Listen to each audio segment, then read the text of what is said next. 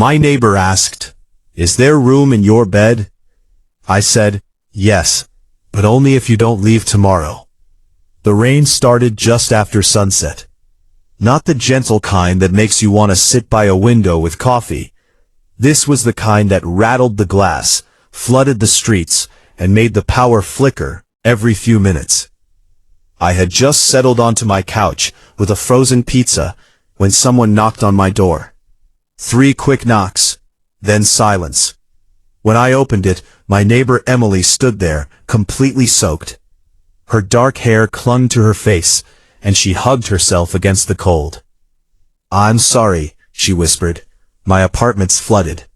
For a second I forgot how to speak. Emily had lived across the hall for almost a year. We'd exchanged smiles, borrowed sugar once, and complained about our landlord dozens of times. But she'd never knocked on my door at night. Water dripped onto the hallway floor. "My ceiling collapsed," she said with a nervous laugh. "Maintenance isn't answering." I looked past her. Sure enough, water poured from under her apartment door. "Come in," I said. She hesitated. "Are you sure?" "Of course." She stepped inside, shivering. I grabbed a towel from the bathroom and handed it to her. "Thanks." She dried her hair while I searched my closet. "I've got a hoodie and sweatpants, if you don't mind wearing men's clothes." She smiled. "I think survival is more important than fashion." 5 minutes later she walked out, wearing my oversized gray hoodie. It nearly reached her knees. She looked adorable. I immediately pretended not to notice. "I'm making tea," I said. "Only if I can help." "Sit." She laughed. It was the first real laugh I'd ever heard from her. We spent the next hour talking. Real talking. Not elevator conversations. She told me she worked as a children's librarian. I admitted I designed websites from home.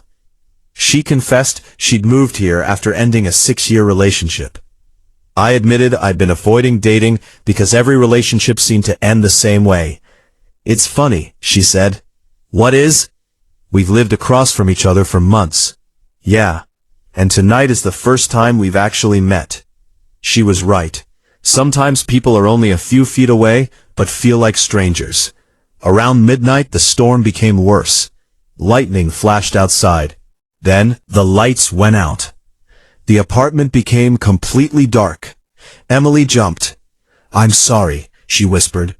"I hate thunderstorms." "You don't have to apologize."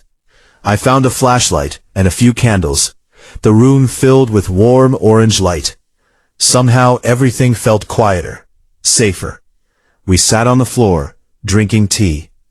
"Can I tell you something embarrassing?" she asked. "Depends. I almost knocked on 3 other doors before yours." "What stopped you?" She looked at me. "I think I trusted you." My heart skipped. Not because it sounded romantic, because it sounded honest. Around 1 in the morning, I spread blankets on the couch. "You can sleep here." She looked at the couch, then at me, then quietly asked, "Is there room in your bed?" Time froze. Not because of what she said, because I could hear how nervous she was. She quickly added, "I don't mean, the couch hurts my back. And honestly, I don't want to be alone tonight." I smiled gently. "Yeah, there is." Then I grinned. "But only if you don't leave tomorrow." She blinked, then laughed so hard she nearly cried. Deal. We slept on opposite sides of the bed, fully dressed, a mountain of pillows between us. Neither of us crossed the invisible line. It wasn't about romance. It was about feeling safe. Sometime before sunrise, another loud crack of thunder echoed outside. Without thinking, she reached over and grabbed my hand. Half asleep, completely instinctively. I didn't move, neither did she.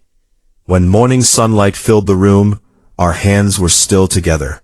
She opened her eyes, realized what happened, slowly pulled away. "I'm sorry. You don't have to apologize." She smiled. "I guess I really don't like storms. I guess not." Her apartment was declared unlivable for at least 2 weeks. The landlord arranged repairs. The insurance company moved painfully slowly. She booked a hotel. Before leaving, she stood at my door. I guess this is goodbye. It doesn't have to be. What do you mean? I make breakfast every Saturday. I've been eating alone for 3 years. You should come. She smiled. I'd like that.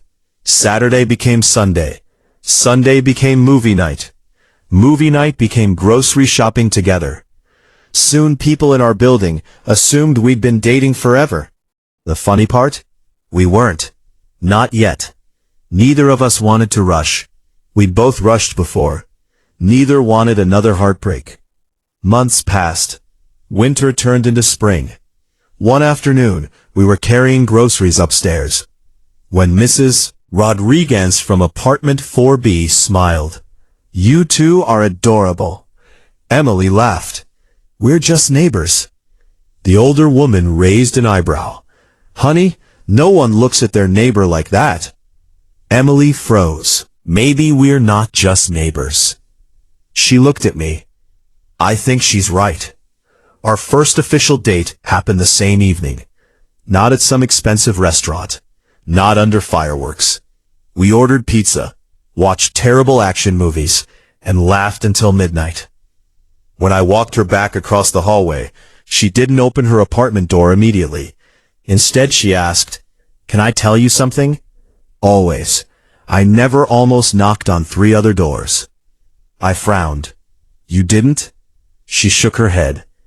I came to yours first. Why? Because every morning I'd hear you leave for work. Every evening I'd hear you feeding the stray cat outside. You always held the elevator. You remembered everyone's name.